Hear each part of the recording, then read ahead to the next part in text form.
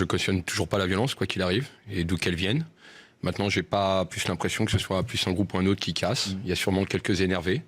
Maintenant, à la police de prendre ses responsabilités face à cela et de pouvoir les extraire de la manif si casseur il y a, tout simplement. Nous, on a parfois des témoignages. Alors, j'étais par exemple ce midi à RTL pour les auditeurs ont la parole. Et il y a une jeune femme qui est Anne, qui est vendeuse dans l'avenue Montaigne, et qui raconte que vers 14h, 14h30, sont arrivées 150 personnes devant la vitrine, gilets jaunes. Ils portaient des gilets jaunes. L'étaient-ils? Ils portaient des gilets jaunes et qui ont insulté, qui ont vandalisé, qui étaient dans un état de nerfs, d'agressivité et de colère, comme rarement depuis que le mouvement a existé. Et que ça, c'est aussi un autre témoignage qui a existé du côté du 16e arrondissement, où il y avait un chauffeur qui était là, qui transportait des touristes parisiens et qui était agressé, pareil. C'est des témoignages que j'ai entendus ce midi dans Les Auditeurs ont la parole, des gens qui racontaient cela.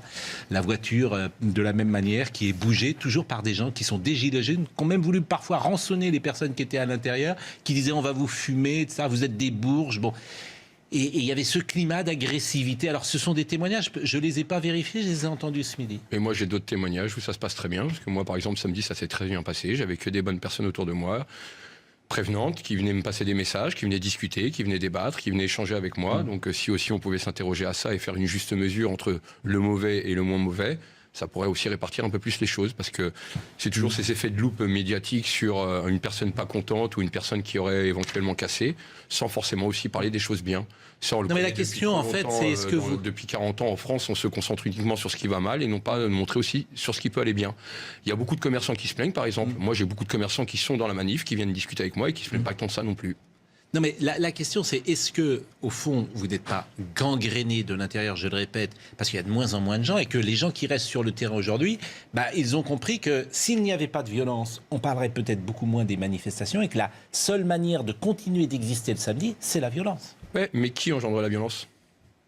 Pourquoi quand on déclare une manifestation, qu'on demande gentiment à la préfecture de police d'avoir une visibilité minime de la police à l'arrivée des manifestations et surtout de nous laisser sortir de la manifestation comme dans chaque bonne manifestation, on est nassé, on est bloqué, on nous empêche de sortir.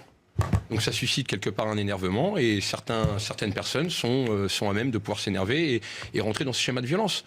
Nous, on a demandé certaines choses à la préfecture. On nous a demandé de déclarer les manifestations, de rentrer dans la loi. Donc on a fait un premier pas, mais derrière, on n'a rien en retour. Juste la chance de perdre un œil ou de perdre un pied. Donc, stop. À un moment donné, il faut que tout le monde rentre dans la partie. Moi, aujourd'hui, au bout de 13 manifs, j'arrive à avoir les compétences en termes de bruit, en termes d'odeur et en termes de visibilité sur d'éventuelles personnes qui seraient susceptibles de s'énerver et de casser. À ce moment-là, que fait la police pour pouvoir les extraire ? Alors, je vais donner la parole deux secondes à Véronique Jacquet. Il y a quelque chose qui m'a étonné, c'est que moi, je vous ai invité en milieu d'après-midi, puis vous m'avez dit, je vais attendre un petit peu avant de vous répondre. Et en fait, vous avez fait un sondage pour savoir si vous deviez venir dans l'émission sur votre page Facebook. Et ce sondage... C'est la première fois qu'on s'est rencontrés. Mais oui, et alors ça m'a étonné. Pascal Praud demande une revanche. Une revanche, c'était pas le mot qui convient, parce qu'on a vu un échange sur Tchernobyl. Mais demandez votre avis, j'y vais pas. Alors, les gens ont répondu, par exemple, j'y vais. Les gens vous ont donné l'assentiment. Mais par exemple, si les gens avaient dit je veux pas que vous y alliez, vous ne seriez pas venu. Non. Et ça m'a étonné. Pourquoi vous avez besoin de l'avis des gens ? Parce que le mouvement appartient au mouvement et qu'à un moment donné, j'aime avoir la légitimité de pouvoir m'exprimer sur un plateau télé avec l'approbation de ceux qui me suivent, tout simplement. Véronique Jacquet. Oui, est-ce que vous n'avez quand même pas le sentiment qu'il y a une exacerbation de la violence pour 3 raisons? La première, parce que dans les cortèges, vous êtes les premiers à contester les chiffres officiels du ministère de l'Intérieur, donc il y a de quoi vous énerver. La deuxième, c'est parce qu'il y a de plus en plus présent l'extrême gauche, l'extrême droite, mais aussi le NPA, la CGT, qui sont plus ou moins visibles. Vous n'êtes pas tous d'accord pour les accepter. La troisième raison, c'est encore et toujours la surdité du pouvoir. Et c'est à se demander pourquoi d'ailleurs vous continuez. Donc quand vous dites ça se passe bien, non, on sent qu'il y a quand même de plus en plus de tensions. On sent que la violence, elle devient complètement intrinsèque à votre mouvement, qui ne peut pas en être autrement. D'ailleurs, est-ce que si vous aviez des revendications cohérentes, si vous pouviez nous les exprimer là, si tout un chacun parmi les jeunes pouvait les exprimer, vous auriez besoin de passer par la violence quand vous vous mobilisez? C'est-à-dire sur les trois revendications, ce qui amène à la violence? Oui. Oui, mais les 3 revendications, ça fait 2 mois qu'on les répète. Sauf qu'à chaque fois qu'on vous voit sur un plateau, on se concentre uniquement sur la violence. Personne ne nous pose la question de pourquoi vous êtes dans la rue. Si, quand on vous demande pourquoi encore et toujours... Donc vous le savez, mobilisez, donnez-moi les 3 revendications à ce moment-là. Ah non, Non. Alors pour Non. vos premières préoccupations. Donc déjà, de redonner un peu de dignité aux gens qui vivent en France, à la valeur du travail, au fait que ce ne sont pas uniquement des poches à fric, qu'à défaut d'être travailleur, on n'est pas un coût mais un producteur, et qu'on vive dignement de notre salaire et qu'on arrête de nous prendre pour des taxes ambulantes. Ça, c'est la première des revendications. Je pense que c'est pas trop demandé. Mais elle est très large, vous comprenez bien. Elle est très large, mais à un moment donné, Monsieur Pro, il faut comprendre que ça fait 40 ans qu'on joue la division en France. Donc forcément, à un moment donné, les revendications sont divisées aussi. Oui. Moi, je vais vous dire, je prends énormément de messages. Il y a énormément de problèmes en France. Que ce soit les handicapés, les femmes seules, les retraités. Il y a beaucoup de problèmes. Si déjà on peut partir d'un socle commun, on va pas arriver, on va faire 3. Le travail sera de longue haleine, quoi qu'il arrive. Rome, c'est pas fait en un jour. Donc déjà partons sur une base. Moi, je voulais juste rester sur la violence, parce que sur des revendications, on peut être d'accord. Mais personne ne veut les entendre, les revendications. On est capable de faire une loi liberticide en 2 soirs, ça fait 2 mois et personne ne fait de loi pour nous aider. J'ai le sentiment précisément que les revendications, elles sont entendues, que les négociations, elles sont possibles, que le grand débat est fait pour ça. Quel grand débat ? Une réunion d'entre-soi où on est entre petits copains, puis on se raconte nos vies, puis on fait pas avancer le schmilblick. Excusez-moi, monsieur Pro. C'est pas ça, il y a des Moi, je n'ai pas été invité au grand débat. Et d'autres gilets jaunes n'ont pas été invités. C'est les copains à Macron. Et ne dites pas ça, j'ai vu l'autre jour le président qui était précisément à côté de quelqu'un qui portait un gilet jaune dans un grand débat. Moi, je ne peux pas avoir accès à toutes les chaînes de télé. Maintenant, il s'est prétendu être gilet jaune, je ne l'ai pas vu sur les manifs non plus. Hein. Mais ce qui m'intéresse vraiment, c'est pour en terminer sur la violence, parce qu'on se dit, mais comment on va sortir de ces samedis-là ? Jérôme Béglé, c'est plus ça qui peut m'intéresser ce soir en tout cas. On ne peut pas résumer le mouvement des Gilets jaunes à de la violence. Il y en a, on en a parlé 36 fois. Mais je ne crois pas que ce mouvement qui est né en novembre était fondé sur de la violence, ça c'est sûr. Maintenant, il est pris en otage par cette violence. Alors après, ce que je pourrais reprocher à les Gilets jaunes, c'est que il n'y a pas eu assez de condamnation de la violence. Il n'y a pas eu assez de distanciation légale de cette violence. Mais c'est faux de dire que le mouvement a fait naître de la violence. Je pense qu'il y a eu un 40 ans de violence en France. Il y a eu un canal historique, novembre-décembre, qui a viré vers un canal hystérique. Et que si on était tous d'accord, beaucoup, avec une partie des revendications du canal historique, on est un peu démunis devant le canal hystérique. Voilà, c'est juste ça qui dérange. Après, moi, je suis pas d'accord avec vous, monsieur. Je trouve que il y a une partie des revendications qui ont été en tout cas prises en compte par le gouvernement. Le grand débat et les cahiers de doléances qui sont une forme du grand débat, ça a lieu. Le RIC, il va être mis en place. Alors demain, après-demain, en 2020, j'en sais rien. Les 10 ou 11 milliards d'euros mis sur la table par le gouvernement, c'est quand même plus pour catégorie gilets jaunes que pour les très riches. Moi, j'ai rien reçu sur les 10 milliards, je vous garantis.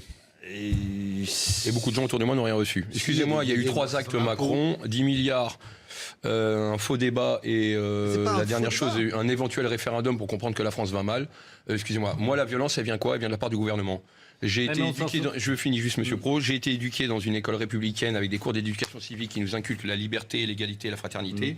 Et parce que j'ai osé élever la voix, j'ai perdu un œil. C'est ça la France d'aujourd'hui ? C'est ça la France que vous voulez parler ? C'est caricatural. Non, c'est caricatural, je vous donne mon œil peut-être. D'accord ? Parce que moi j'invite monsieur Macron. Vous ne pouvez pas faire un rapprochement comme ça aussi. On ne peut pas faire un rapprochement. Est-ce que vous voulez vous prendre ça dans l'oreille pour juste mieux entendre ? À un moment donné, moi je veux bien. Parce que la violence, vous parlez que de la violence des jaunes, mais est-ce qu'on parle de la violence du gouvernement ? Est-ce qu'on vit dans un pays de droit aujourd'hui où on a le droit de prendre une bastos dans la tête parce qu'on ose le dire ? On vit dans un pays de droit, on ne peut pas dire le contraire. Ah d'accord, et on reçoit une bastos. Quel est le pays aujourd'hui qui tire sur sa population ? Alors on verra ce que... Je vous demande juste quel est le pays qui tire sur sa population aujourd'hui ? L'Angleterre a tiré lorsque des émeutes à Londres, l'Espagne a tiré contre les... Je veux dire, Jérôme Rodriguez, on ne peut pas rentrer... Je pense que là, vous avez un réel problème de démocratie en France et que personne n'a l'air de s'inquiéter, les gars. Je vous l'ai dit, tout le monde... Jérôme Rodriguez, tout le monde est en empathie avec votre sort. Attention, je ne suis pas le seul. Je suis le 20e œil qui est tombé. Il n'y a pas là-dessus. Simplement, dans un état de droit, il y a des violences dites légitimes, parfois. Alors que fait le gouvernement pour enrayer cette violence ? De la police. En revanche, de la police. Non, pas de la police. Pour le maintien pas la police qui fait en revanche, Jérôme. La police, si vous me dites humain au gouvernement. En revanche, si vous me dites qu'il faut peut-être interdire en France le flashball, la discussion peut commencer puisque le défenseur des droits pense comme vous. Donc il y a débat là-dessus. Oui, mais la commission d'État n'a pas refusé. Quand j'entends un syndicat de police qui se sent soulagé de pouvoir tirer sur la population, ça m'inquiète, quoi. C'est pas évidemment ça. Non, mais il faut réaliser. Ne se dit pas dans ces termes-là. Simplement, peuple, les maintiens de l'ordre disent c'est une arme dissuasive et si on n'a pas ça, parce qu'il y a aussi des violences de l'autre côté et il y a des flics, des policiers, pardonnez-moi, qui sont attaqués, qui sont insultés, qui sont, parfois avec de l'acide, etc. Vous avez des forces en face extrêmement fortes. Il faut le dire. Les messages de policiers que je reçois, pourquoi ils n'en peuvent plus ? Pourquoi ils viennent s'excuser? Pourquoi ils m'apportent leur soutien? Écoutez, je ne sais pas les Pourquoi messages ils que en ont marre d'être vous lâchés savez, après mais le Yves Lefebvre, gouvernement qui était là tout à l'heure, n'est pas dans cet esprit-là non plus. Les vous syndicats, voyez. ils écoutent ce qu'ils veulent en même temps. En tout cas, désolé, vous êtes je là suis pour désolé. témoigner ce soir, donc c'est parce qu'on veut vous entendre. Moi, je ne peux pas Mais répondre moi, si vous voulez précisément m'entendre, je sur vous tout dis ce qu'il y a un qui se réel dit problème de sur le- démocratie en France, qu'aujourd'hui on se fait tirer dessus parce qu'on ose l'ouvrir. Maintenant, si on réclame un peu plus de dignité et de vie en France, et que la seule chose qu'on reçoit, c'est de perdre une main ou de perdre un œil, je pense qu'il y a un réel souci, il faudrait peut-être se poser la Alors bonne question. justement, Yves Lefebvre a une formule malheureuse pour le C'est moins. dégueulasse. Alors ce qu'il dit, c'est bien fait pour sa gueule. Évidemment que c'est une formule qui est... Moi, j'ai passé la nuit avec la famille. De se permettre de dire ça, lui, il est dégueulasse comme mec. Parce que moi, j'ai passé la nuit avec la famille. Parce qu'ironie du sort, j'ai un ami qui a été blessé pendant la manif. Je l'ai rejoint aux urgences. Et il y avait la sœur de Sébastien qui a eu la main arrachée. Et ensuite, il y a les parents qui sont arrivés. Il faut voir la détresse. Hein. Et je pense qu'il faudrait qu'ils s'en prennent une dans la main. Et je pense qu'ils parleraient autrement aussi. Parce qu'à titre d'exemple, ça commence à m'énerver des gens qui se permettent de la TNT, quoi. De la TNT. On est en France, on nous attaque à la TNT. Je peux comprendre qu'il y a des violents, je peux comprendre qu'il y a des casseurs. Mais au pire, c'est même pas ceux-là qui prennent, quoi.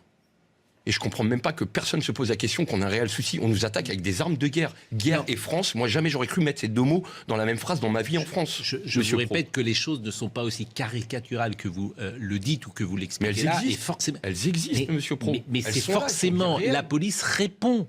Jérôme Rodriguez, Mais il y a d'autres entendez formes de ça. réponses qu'ils apportent Oui, des idées dans les autres mais pays, ils eux sont pas disent, comme ça. si on n'a pas ces réponses-là, déjà c'est compliqué le maintien de l'ordre. Autrement, c'est nous qui allons être en très grande difficulté parce qu'on ne pourra pas, on n'aura pas les moyens de répondre. Parce que la vérité, elle est quand même... C'est pour ça que c'est des discussions compliquées.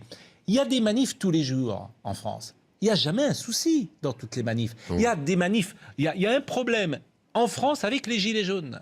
Parce que, et c'est ma modeste analyse, le samedi, certains ont compris que la seule manière de continuer d'exister, c'est la violence.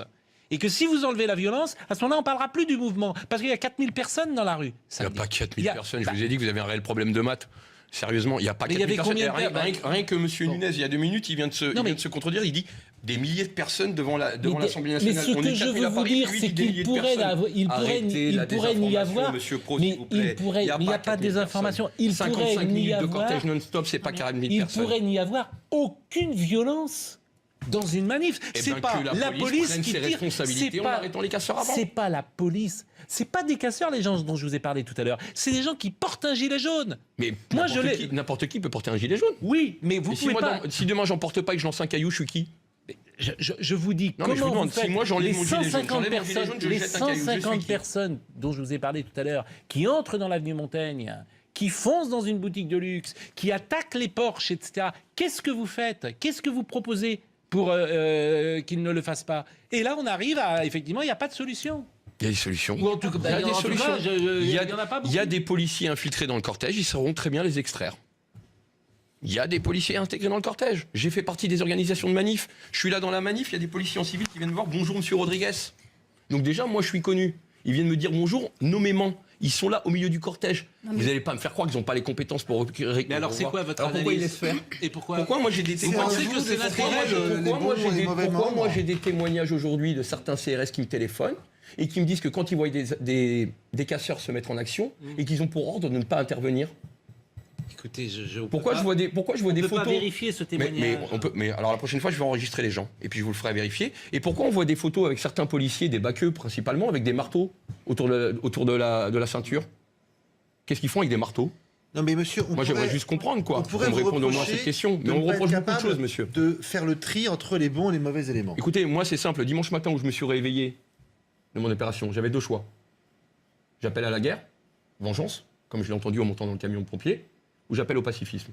Mon message a été clair. Vous avez toujours été Il a été un très suivi. pacifiste, du D'accord. premier au dernier jour. Il y Donc, a à un rien moment dire donné, là-dessus. je pense que Mais- je peux être entendu dans le sens où oui, il y a un réel problème de violence, mais qui a la responsabilité de porter cette Mais violence? pourquoi vous ne faites Non, pas mais le surtout, tri pourquoi vous parmi la les gens condamnez Parce que pas je suis qui? Moi je vais arriver, je vais dire toi tu viens pas. Bah, Écoutez, pour vous la pouvez- crédibilité non, de mais votre vous pouvez mouvement, quand même oui. la condamner. La vous pouvez crédibilité, dire- Autre la sujet. crédibilité, c'est que si à un moment donné on parlait un peu plus de nos revendications Mais et que le gouvernement se parle mettait que au de boulot ça, pour nous, monsieur. on parle de ça, personne Là- n'en parle. Si, Personne n'en parle. On parle que de ça. les revendications de cette France qui n'arrive pas à mettre, à joindre les deux bouts, des difficultés qu'elle rencontre, de cette population qui a parfois été invisible, de la dignité du travail, etc. C'est des sujets qui sont sur la table. Ah ouais, La on en parle pas, formation. monsieur Pro. Quand est-ce que vous m'avez invité pour une émission pour en parler clairement? Mais Bah en oui. parle, on en parle régulièrement. Il se trouve que ce On fera soir, un troisième acte on tous a. les deux. Ne dites pas ça ce soir. On parle de violence, on parle pas de On parle de la revendication des violence ce soir. Ben oui, Oui. parce que la violence, comment vous dire, elle frappe les imaginations. Elle nous interroge. On va voir le sujet à Retournez l'instant. sur les ronds-points, parlez avec les gens, vous allez voir. Mais il n'y a plus sur les ronds-points, il n'y a, Il y a plus personne. Mais il y a plus de gens sur les ronds-points. Il n'y a plus personne. Venez du côté de chez moi dans le 60. Je suis invité à chaque midi à manger En une tout cas, les ronds-points ont été désertés. Non, monsieur Pro. Sortez avec votre caméra. En tout cas, les manifs parisiennes, bordelaises et toulousaines ont pris le pas sur les ronds-points. Écoutez, je suis quand même sûr. C'est ce que